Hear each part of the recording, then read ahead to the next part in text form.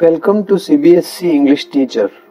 Let's look at the line-by-line explanation of the chapter The Last Lesson from Class 12 English. If you are watching my video for the first time, please subscribe so as to listen to the explanation of all the chapters. And don't forget to press the bell icon so that you get notified whenever I upload the video. Let's move on to the video now.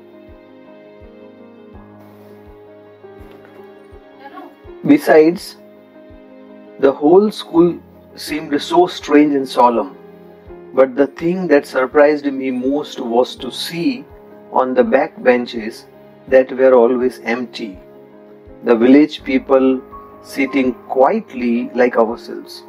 Old Hauser with his three-cornered hat, the former mayor, the former postmaster, and several others besides.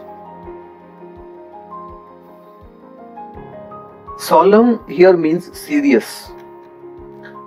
Now Franz felt that the atmosphere in the school was unusual and serious. To add to it, the last benches of the classroom were occupied by the senior village man, Hauser, who was wearing his three-cornered hat, the retired mayor, postmaster, etc. Everybody looked sad, and Hauser had brought an old primer, thumbed at the edges, and he held it open on his knees with his great spectacles lying across the pages. Primer here means basic reader of any language, and thumbed means torn and damaged. They all looked sad. Hauser had brought his reader, which was old and torn. He had opened it, kept it on his knees, and had placed his spectacles on it.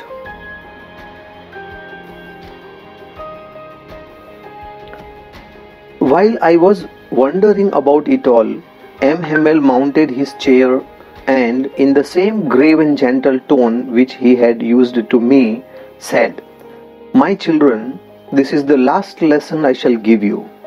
The order has come from Berlin to teach only German in the schools of Alsace and Lorraine. The new master comes tomorrow. This is your last French lesson. I want you to be very attentive." Grave here means serious.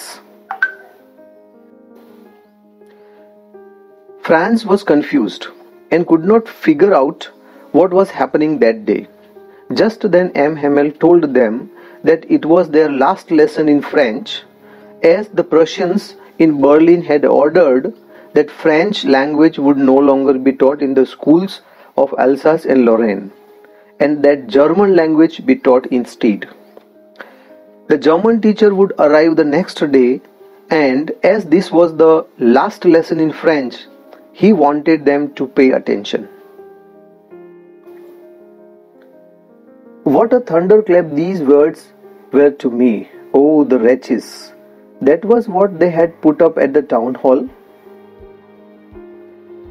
Thunderclap used in comparison to refer to something startling or unexpected.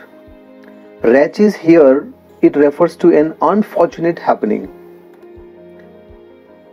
Franz was shocked to know that he could not learn French any longer, and now he knew the latest news that had been put up at the bulletin board of the town hall. My last French lesson. Why, I hardly knew how to write. I should never learn any more. I must stop there then. Oh, how sorry I was for not learning my lessons, for seeking birds' eggs or going sliding on the Saar. Saar is a river which passes through France. Franz regretted for not being serious towards studies and for wasting his time in hunting birds' eggs and playing in the Saar river. My books, that had seemed such a nuisance a while ago, so heavy to carry, my grammar and my history of the saints were old friends now that I couldn't give up. Nuisance is a problem or burden. Couldn't give up means cannot leave. Till now, Franz considered his books to be an unwanted burden, but suddenly he starts considering them to be his best friends whom he could never leave. The writer wants to show the change in Franz's attitude towards study after hearing the news that he could not learn French any longer. And M. Hamel too, the idea that he was going away, that I should never see him again, made me forget all about his ruler and how cranky he was. Cranky here means strange or short-tempered. The news that their teacher M. Hamel was leaving also had a similar impact on him. Franz did not want him to go away. He no longer thought the teacher to be short-tempered and strict. Poor man! It was in honor of this last lesson that he had put on his fine Sunday clothes. And now I understand why the old men of the village were sitting there in the back of the room. Sunday clothes here means the best dress that a person has. Now Franz knew that M. Hamel was wearing his best dress in honor of this last lesson. He also realized that the village men had come to pay respect and thank M. Hamel for his service of 40 years in that school. It was because they were sorry too that they had not gone to school more. It was their way of thanking our master for his 40 years of faithful service and of showing their respect for the country that was theirs no more. The village men had come to the class as they were also repenting for not having studied well in their childhood. They had come to thank their teacher for his 40 years of service as a teacher of French. Also, they wanted to show respect to their country and were sad as their mother tongue French would no longer be taught to them. While I was thinking of all this, I heard my name called. It was my turn to recite. What would I not have given to be able to say that dreadful rule for the participle all through, very loud and clear, and without one mistake? Dreadful here means frightening. The teacher calls out to Franz as it is his turn to recite the topic of participles. As the news had impacted Franz, he was eager to study, and so he was desperate to show his eagerness. He wanted to be able to recite the topic in one go and without any mistake and please his teacher. His desperation is reflected in his willingness to give away all that he had in return for reciting the lesson well. But I got mixed upon the first words and stood there, holding on to my desk, my heart beating and not daring to look up.